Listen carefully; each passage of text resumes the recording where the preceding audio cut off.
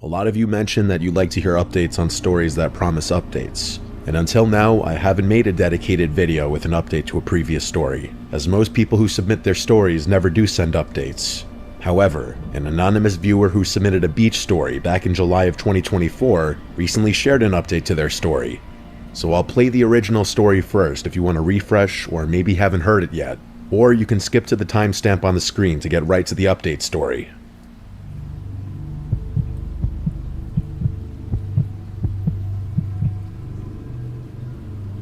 Beaches have always terrified me. Well, not always. My fear is a direct result of what I'm about to tell you. As a kid, I used to love the shore. I remember spending many summers in eager anticipation of the weekend when my family and I would hang out at our beach house. Or, if I was lucky, they'd let me spend it at my friend Charles' beach house, which was even more fun. I was 16, and this was one of those special summer weekends. Me, Charles, and our third friend Riley were going to spend a few unsupervised days at Charles' beach house in LBI. Riley was a year older than Charles and I, and had recently gotten his license, so we'd be driving down in his car. The drive down was fantastic. Riley was a pretty uncoordinated driver at the time, so most of the ride was spent laughing at him swerving and cursing the road. It was great. We got down to LBI in good time and immediately moved all of our stuff from the car to the rooms we'd be staying in. The layout of the house is important to the story, so I'll briefly mention it. There's a front door, a garage door which connects the back to the front yard, a back sliding door, and a back upstairs deck that connects the upstairs bedrooms. There's also a spiral staircase that allows you to go directly from the back deck to the ground, so you can enter and exit the house from upstairs. The house sits along a lagoon, meaning the back end of the house faces a narrow channel of water, with houses on the opposite side. We were at that ripe age where chasing girls was a priority, and a nice beach house all to ourselves was the perfect occasion. We spent a few hours figuring out which girls were down the shore at the time and talked to them on Snapchat.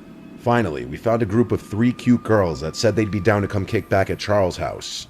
I had more than enough weed to last us the weekend, and we had snagged a few bottles of our parents' alcohol before leaving. It was perfect. Things were going very well. The 3 girls, Rosie, Alexa, and Sophie, were fun and flirty, and the 3 of us could tell where the night would probably end up. At one point, the 6 of us decided to smoke in Charles' backyard pool. It was small, but it was perfect for 6 drunk kids. I remember the sight vividly. The gentle bay breeze blowing through my hair, the steam from the heated water rising slowly with the puffs of smoke from the joint. At our age, this was bliss. But then suddenly, Charles turned the music all the way down and stared over my shoulder into the darkness of the lagoon. Confused, I turned around, peering into the darkness. I could roughly make out the houses on the other side of the lagoon, but I wasn't quite sure what Charles was looking at. One of the girls asked Charles why he turned the music down, and he whispered that he saw someone standing on the dock opposite the house. I figured he was messing with us, so I started laughing. "Who cares, bro? People literally live here," I said. Charles shook his head. "I know that family personally. My parents said they're in Florida for the week." In all honesty, I still thought it wasn't a big deal or he was just messing around, so I kept chuckling. The girls were a little freaked out though, and said they wanted to go back inside. I wasn't going to argue, so the 6 of us started making our way out of the pool. As we were drying off in the yard, Riley jumped and cursed, looking towards the lagoon. The rest of us turned, and even though the light was dim, I could definitely see what looked like movement coming from the opposite dock. The 6 of us froze in place, trying to get a better glimpse of what we were looking at. Just then, a passing car on the road across from us lit up the scene ever so slightly, and the sight was horrifying. There were 4 tall silhouettes standing at the edge of the dock, facing us. It was impossible to tell what they were wearing or what they looked like, but there was no doubt they were facing our direction. "Go inside now," said Charles with a shaky voice, motioning us toward the sliding door. As we rushed inside, I heard a distinct sound that remains the most terrifying noise I'd ever heard. 4 consecutive splashes rang out from behind us. Those guys were swimming across the lagoon. We were in full-on panic mode at that point. The girls screamed while Riley slammed the sliding door shut and locked it. Charles quickly ran to the front to lock that door too, and the 6 of us ran to the room that wasn't visible from the outside. We waited in silence, horrified at what we might hear next. A few minutes passed, still nothing. Out of nowhere, Riley cursed, revealing to us that he had forgotten to lock the sliding door on the deck. Charles started to panic, knowing that this house was about to be broken into. Just then, we heard soft, quieted footsteps above us, and that was the last straw. None of us had any weapons on hand, and we were all intoxicated, so running was really our only option. The 6 of us sprinted for the front door and bolted to the car, which Riley started up in a flash. The chaos of it all was too much for Riley to handle, and he destroyed Charles' mailbox on the way out of the driveway. Once we were far enough away, we called the police. The ordeal was a nightmare. We went back to the house once police had searched it, but the news was shattering. All of the valuables on the top floor were missing, but that wasn't the worst part. Charles' family owned a medium-sized Boston whaler boat which was also stolen, most likely as the getaway vehicle. Charles' father tended to keep a spare set of keys inside a small hatch below the steering wheel, which the police concluded was how the culprits got away so quickly. How they knew where the key was hidden is something I still wonder. The police were never able to arrest the perpetrators, and likely never will. Charles, Riley, and I think whoever robbed the house might have been someone who knew Charles' family, and they knew where the key was, and the house was supposed to be vacant that weekend as well. It's been a long time since this chilling event took place, but I haven't let one day pass without locking every door and window in my home. Do yourself a favor and lock your doors at night.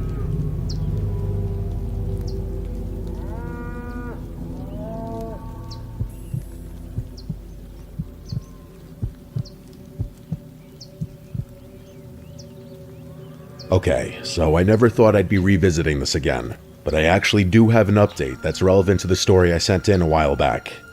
This update isn't exactly my story per se, but I'm gonna do my best to tell it, so bear with me. Before I get into it though, here's a quick recap of my original submission. When I was 16, I spent a weekend at my friend Charles' beach house in LBI with our other friend Riley. We were chilling in his pool with some girls we had invited over when we noticed people standing across the lagoon watching us. The next thing we knew, we realized they had jumped into the water and were swimming across, so we quickly rushed inside. Unfortunately, we didn't thoroughly lock up the house and those people broke in. By the time it was all over, the house had been robbed completely, and to top it all off, the perps had fled the scene in Charles' family's boat, which they had also stolen. As far as I knew, the authorities were never able to locate the boat or catch the thieves, and that's where things ended. Admittedly, Charles and I fell out of touch after going to separate colleges and moving to different cities, so it's not like I was there to actively receive constant updates about the situation, but I recently caught up with Charles at a high school reunion we both coincidentally attended. Which brings me to the following update. I wasn't even planning on going to the reunion, but my girlfriend convinced me it might be fun to see how everyone turned out, so I figured what the hell. I was flying solo, which is never fun, but the moment I stepped into the venue, I was pleasantly surprised to see that Charles was already there, talking to Riley and a few other guys from our friend group. It was a kind of cool but surreal moment all at the same time, seeing people you haven't spoken to in years that looked exactly the same but completely different, you know? I walked over and joined the circle, and it was actually really nice catching up. As the night went on, people started breaking off into smaller groups. Charles pulled Riley and me to the side and asked if we wanted to grab a drink at some random bar after things wrapped up. Riley couldn't for whatever reason. I think he had an early flight the next morning or something, but I was definitely game. So we end up at this little dive bar, just reminiscing about old times over a few beers. I can't exactly remember how, but that night at his beach house floated into the conversation. As soon as it did, Charles slapped the table like he suddenly remembered something he hadn't been thinking about.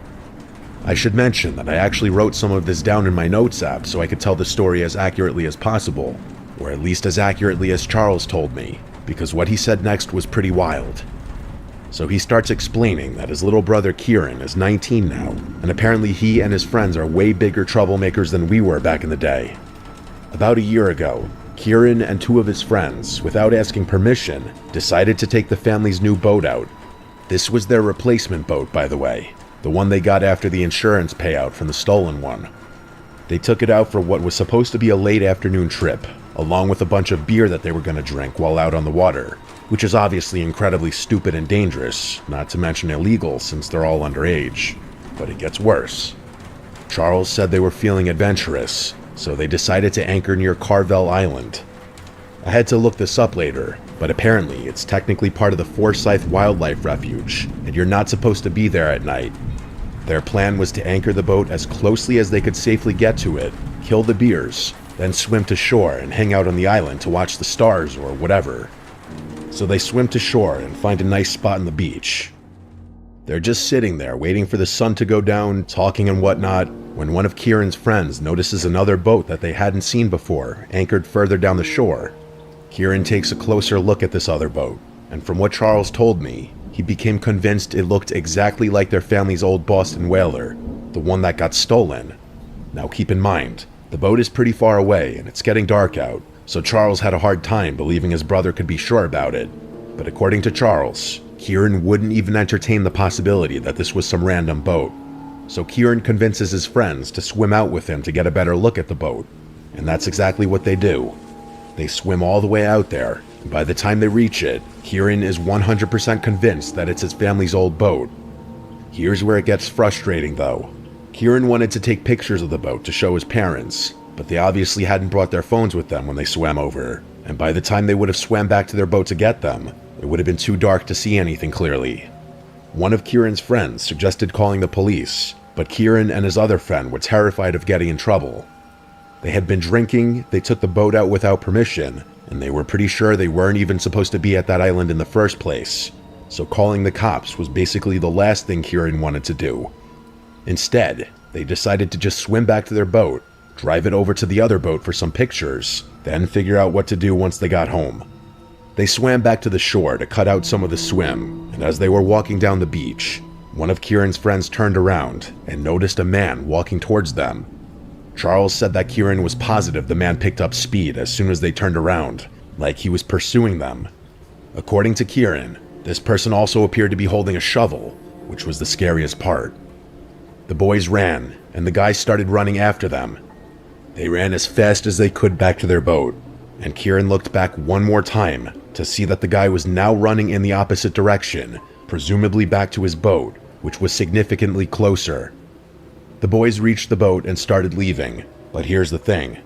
When you're operating a boat after sunset in New Jersey, there's all these regulations about how fast you can go and what lights you need to have on, so it wasn't like they could just gun it out of there.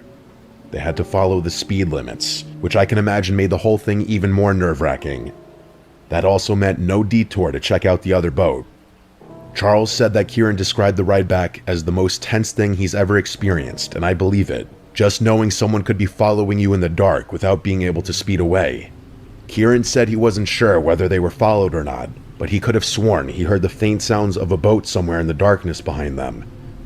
Once they made it back home, Kieran's friends again pushed him to call the police, but he still refused, saying he was more scared of his parents finding out what they had done than he was of whatever they saw on that island. The guilt ate him alive though, and he came clean to his parents the next day, all except the drinking detail, which Charles only found out because Kieran told him later. Charles said his parents were more furious at Kieran than he remembers them ever being at him, which is saying a lot. Charles' dad banned Kieran from using the house for the rest of the summer, among many other things. His parents ended up reporting what Kieran saw to the authorities, but Charles said nothing ever came of it, just like with our original incident. The police were all but useless. At that point in Charles' story, I had to interrupt him with a few questions, like how could the boat still be in use around LBI all these years later without anyone recognizing it, and why someone would anchor it so close to shore if it was really stolen. I wonder if the police ever searched the island for whatever that guy with the shovel was doing. Charles admitted he didn't have solid answers to any of those questions. His best guess about the boat was that whoever stole it might have stripped it or repainted it enough to avoid suspicion. It's not like every boat owner in the area has the registration numbers memorized, you know? As for why they'd anchor so close to shore, maybe they felt comfortable because it was a restricted area where most people wouldn't go. But my biggest questions were about the guy with the shovel. Charles just shrugged when I asked about that though, saying maybe he was burying something or digging something up. Either way, it spooked Kieran and his friends enough that they ultimately confessed to something Kieran would normally never tell his parents about, and that was pretty much it. Charles and I talked for a little while longer, and then it came time to leave, so we said our goodbyes. I still have no idea what to make of most of this, and hearing the story definitely didn't give me any closure about it. If anything, all it did was open up a whole nother can of worms that will most likely be left unresolved.